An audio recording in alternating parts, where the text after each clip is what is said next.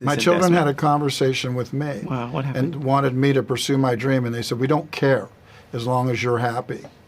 It says a lot about who they were. I had a pile of some things that I never thought that I would have.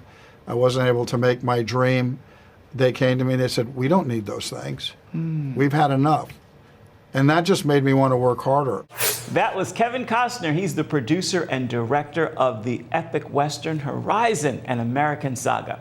Costner also funded the project with nearly $38 million of his own money. I sat down with him along with other members of the cast to talk about the film. Let's begin with Costner. Cool kicks, man. Thank you, thank you. So, 4 chapters, the first one 3 hours long. No, it's not. It's 251. Okay, we'll take Stop 251. And this has been in your brain since at least 1988. Yeah. To be so massive, take me back to the germination, if you will. It had to start small. What happened? 2 guys. One was lucky, and the other one was unlucky, and my character was unlucky. Even in the seeing a woman 15, 20 seconds after he saw her. But the truth was, in that one, he actually saw her first. He just never admitted it. He was unlucky when it came to violence. The things he was involved with ended bloody. The other person always seemed to be able to talk himself out of it, and he wished that he had that quality. But that's not the movie we made, but that's the character I carried forward. Wow. And out of that movie, 4 were constructed. Beautiful. What does this story say about the power of a promise? That it will drive people west into a place they know nothing about. That the idea of hope, the idea of owning something is so powerful that a man will take his wife and children into an area that he has no knowledge of. It also shows that it was an opportunity for salesmen, to send people and make money off that. We'll deal with all those things in the four chapters. It's not just limited. The story unwinds, it unfolds. Were you conscious and worked hard, I'm assuming, to make on the this? What? Were you conscious and working hard to make sure this was diverse? That's one of the things I was surprised when sitting down to see, like, just how diverse. I don't work that hard at that. I cast Whitney in Bodyguard. It was for a white singer. Yeah. So I did a movie called Black or White because I wanted to show a version of racism that I've seen. So I don't over try. I have the first mayor of Horizon is going to be an African American. So I'm not trying to set things right. What I will do is, if it's Chinese, a Chinese person will play it. If it's African American, then that's what happened. If it's a Native American, indigenous people will play that. And women can be the stars of my movie in a Western. So I'm not tangled up. If somebody wants to take me to task, well, they're going to have to beat my record.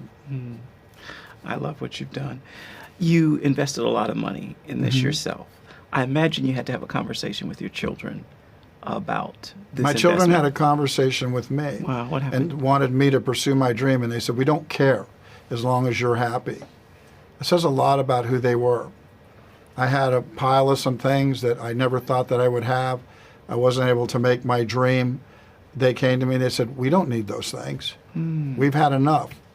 And that just made me want to work harder. But they understand that my dreams are just as important or more important sometimes than hanging on to something because I'm afraid to lose it. Beautiful. Thank you. Thank you. You're welcome. Conversation from Studio 5 continues with actors Sam Worthington and Sienna Miller. So, Nice sock. Thank you. Thank you. Let's begin with the relationship between your characters. How would you both describe the relationship between Francis and Trent? I looked at it as they were star-crossed. That's how I looked at it, in the sense that their lives kind of came at each other from trying situations, especially in the case of Sienna's character. And they, in a weird way, need each other, but are at a time when they may not be able to realise that fully. I think she sees very quickly that, he's the first person she sees when she's saved from a really bad situation, and I think she senses the goodness in that character. the chivalry, the kindness, the reserved aspect of his nature. There's nothing aggressive or, I think she's intrigued by him, and obviously he's easy on the eye, Sam Worthington, so I'm sure there's a little bit of a, I'm sure that helped. It made me blush. Yeah. Ugly Sam Worthington. So, Sam, you are First Lieutenant Trent Gebhardt. Is he idealistic, tormented? Who is he? Remember Kevin told me from the very beginning, there was a lot of characters that, if you look at what Costner's created over his time there's a lot of idealistic characters, but they all have this strong moral code. And that was something he said to me. He goes, Trent's got a strong moral code. He understands why he's there. And then I tried to challenge that throughout the movie. So, here's a man that's meant to be bringing order. He's meant to be taking control in the frontier wars, but finds that conflict it's very complex and hard to understand and grapple with. So he's struggling with that the whole way. Sienna, I believe I've read or heard you say that this is a dream role for you. Well, to be in a Western that Kevin Costner is directing is a dream, because I was obsessed with Dances with Wolves when I was younger. So, so that was the piece that was really enticing. For both of you, what do you think this story says about the faith of people during this time to embrace a promise and to push forward despite? Look, it was a violent time. It's an aggressive journey. I think not only is the natural landscape unforgiving, but what is about to come when they're encroaching on the indigenous population, those that were here first, and what happens. We were all pretty cognizant of what happened out in the West. But to undertake that kind of perilous journey, they'd have to have some faith. They'd have to have some hope that everything's going to work out right. And I think it's kind of an interesting concept that, in a weird way, maybe Kevin's trying to explore. That if you look at a sci-fi movie or a Western, it's reflecting our time now. And maybe he's saying that America might be going through this struggle now, but we've got to have hope that we're going to come out the other side and be able to forgive ourselves for what's happened in the past and go forward. And that's faith. Yeah, indeed. Sienna, this hefty script lands on your desk. 4 of them. 4 of them. What are you thinking when you get? I was like, the desk broke. No, I thought it must be a TV series, because there were 4 scripts. I didn't realize until I spoke to Gary. I went, "What is this?" And he went, "No, it's 4 movies." They were so detailed. The scenes were long and thoughtful, and the writing was really beautiful. And I was excited. How are you feeling knowing that this is such a big passion project for Kevin Costner? Been working on it since 1988, invested nearly $40 million of his own money to do this. You're cast in this dream project. What's that feel like? Well, I like working with directors that take big risks. I like working with directors that take chances, and put themselves out there. It's an interesting thing, because making a movie is hard. You don't know if you're going to reach an audience. And I think Kevin just tells the stories that he wants to tell, that he feels that compelled to tell. And this one, as you said, has been with him for 30 years. It's a lot like the voice in Field of Dreams. If you build it, they will come. I think it's kind of haunted him, and now he gets to present it, and hopefully it connects. Yeah, there's something so admirable about sacrificing yourself for the sake of your art. I don't care what anybody says. Like, that is a noble act, and I respect it deeply. I think he loves making movies. He loves telling stories at whatever cost, and that's really inspiring. I can't wait for the next 3. Thank you. Cool. Thanks for your time. Pleasure. Our conversations with the cast of Horizon continues now with actors Luke Wilson, Isabelle Fuhrman, and Ella Hunt. Really briefly, we'll start with, if you could just, who your character is and how you best describe him. We can start with Luke. You're Matthew. I play Matthew Van Weyden, the captain of the wagon train. He's got kind of an interesting job because he's been elected to this position, but he doesn't necessarily want it. But very simply, he's just trying to get, all these pioneers and settlers, across from western Kansas to this, town in Arizona that may or may not exist. Yeah. I play Diamond Kittredge. She's one of 3 sisters who's been dragged by her father, played by none other than Will Patton, across the West to this hopeful dream of, the perfect life out in the West. And she's definitely a woman ahead of her time, very rebellious, and starts to realize that she may want something different for herself than what her dad has set out for her. Yeah. I play Juliet, who is an English woman traveling west with her husband Hugh. They are traveling towards this dream of a life, and they are naive about what their journey might entail. Nice. Now, Isabelle, I've heard you say that this is one of your most favorite characters to play.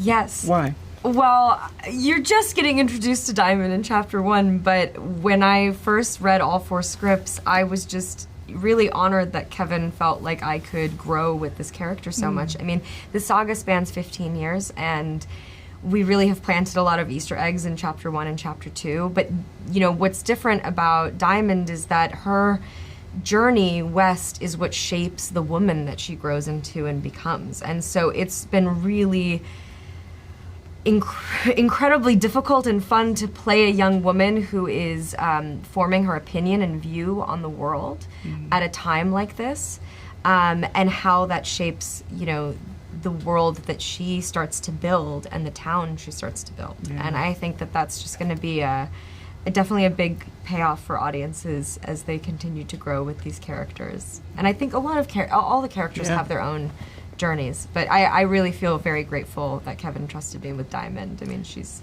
great.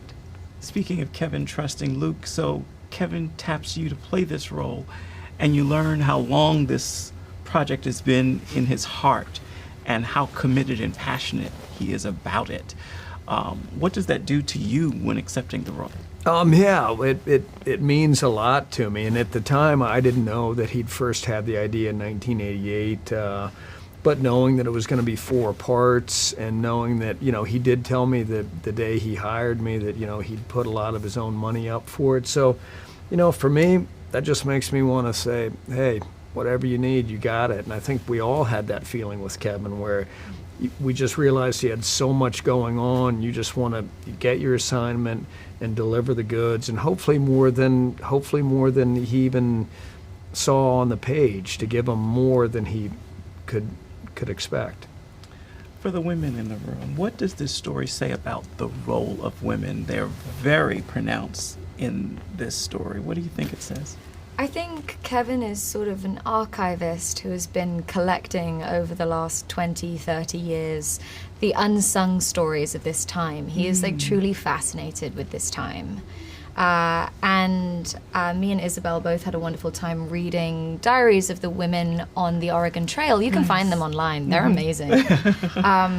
And so many of the stories that I read, or the diaries that I read, elements of these women's stories are injected into these films. And we don't see women as much as maybe we'd like to in Westerns, or we haven't, but they were very much there. And it's just a thrill to get to play meaty, delicious characters, and to play women that feel so familiar and yet are dealing with a completely different set of circumstances. And for me, Juliet was a dream character, like this kind of character I've dreamt about playing since I was a little girl, like difficult and a challenge to love at times, and really protective of her husband, but ultimately a survivor and gritty and moral, and just I couldn't believe that I got to do this with Kevin. There's also a really cool element to our characters, is that the women in the film are all stand out in such fierce ways, but our characters really have such an interaction and a bond with each other, and we we really both inform each other's growth. Exactly, and that has been really cool to see as we've been getting to see movie 2, is that that plays in such a beautiful way, and it starts in movie 1, and so I'm really excited for people to see this whole saga and what Kevin has created for these women. Great, beautiful. Thank you all. Pleasure. Thank you. Thank you. Appreciate it. Actors Jamie Lee Bower and Abbey Lee round out our discussion about Horizon, an American Saga. Jamie, let's start with you. Who is Caleb Sykes? Is he crazy? Who is he? Crazy. Caleb is the older brother of a family who are, I mean, probably the meanest, toughest people in this film, I'd say. They go through a journey with Ellen, and she, you know, we have a debt to score, you know, we really do, and a debt to settle, rather. So, yeah, we're gonna come and just ruin your life for a minute, wherever we are. He's a very damaged kid, and has grown up in a very sort of brutal home environment, is kind of where I got to with him. Wow. Yeah. Abby, you have said that this is both a beautiful story and a hard story. Why? Because it's the truth of what happened as the United States was expanding west. Beautiful in the sense that it was a lot of people during that time were just trying to find a home, to have some freedom, to gain some independence. And yet in doing that, they were tearing away the homes of people who had been inhabiting it for a very long time. And so I find that it's not as clear as it just being this evil story. It is the truth of human resilience, of people trying to hold on to their home and people trying to find a home. And they're all led to this very desperate place, which becomes quite brutal. And yet because we're human, everyone has a heart. Yeah. Caleb, there's a scene, well, Jamie, there's a scene with you as Caleb playing opposite Kevin Costner where you're going up a mountain, if you will, and the tension between the two. I don't want to give too much away, but describe that scene, what it was like. Like a rubber band expanding and contracting. It really was. It's a very important moment for Kevin and Kevin's character. It's the introduction of Hayes, and it's where you get to see Caleb's mania, almost. What I love about that scene and what I love about working with Kevin is the subtlety in both the words and the power dynamic between those two characters, but then also the physicality as well, you know, just one character takes the foreground and all of a sudden the other's slightly higher in the background, and therefore, it's just constantly shifting, and that's what builds that tension, as well as us genuinely feeling that too, you know, we really did feel that. There were these real moments of electricity of like, oh yeah, come on, let's go. Like, this is it now. So how can I describe it other than it's tense, it's gnarly, it's gritty, it's real. Unforgettable too. Yes. Abby, who is Marigold? Describe this woman to us. Marigold is, on paper in the film, Marigold is a sex worker who's living in a mining town and sees an atrocity that she then has to flee from the town, and she follows one man and to try and sort of get away and get free. And I think the sort of deeper answer to that is Marigold is a woman who is desperate to be free, who has full of passion and life and wants so much for herself, and yet she's not allowed to have it because the time, the era, the place says she's not allowed it. Women weren't given rights, women weren't given freedom, education, all of those things. So she's a woman who's not meant for that time. She was like supposed to be born now. And so I think it's quite beautiful in playing someone who's bursting to be free. Yeah, I love that. For both of you, real quick, what was it like working with Kevin Costner on a project that he has been trying to get made since 1988? So this is a passion project. He's dumped a lot of money into it. What was it like knowing you're part of this now? Exciting, life-affirming, heartwarming, fulfilling. Yeah, I've said this earlier, you know, it's like when you work with a director, there's a trickle-down effect, right? However that director is feeling affects everybody. And to have somebody who's so passionate about this, who loves it, affects all of us. It steps the game up. We always want to bring 100% of ourselves, but when you have somebody like that, you want to bring more. Absolutely. I think very simply it's like this man who's put everything on the line to make this film, and you're there with him, he's chosen you to do it with him, you're like, come on. You know, like it gives you this like, you're like rooting for him, and that like bleeds into the work and like being there on set. So yeah. Well, I will say after 251 running, and I was like, wow, I enjoyed it. And You're still looking here. for more. So great job. Thank you Thank both. you. Thank you. Chapter 1 of Horizon and American Saga is available right now on streaming platforms. Thank you so much for joining us for this week's edition of Conversations from Studio 5 and making us your weekly destination for uplifting interviews with a strong focus on faith. For more information on the show, hope you'll check us out on Facebook. You can also find us on Instagram simply by searching Studio 5. Hope you'll join us again right here next week for the podcast. Bye-bye.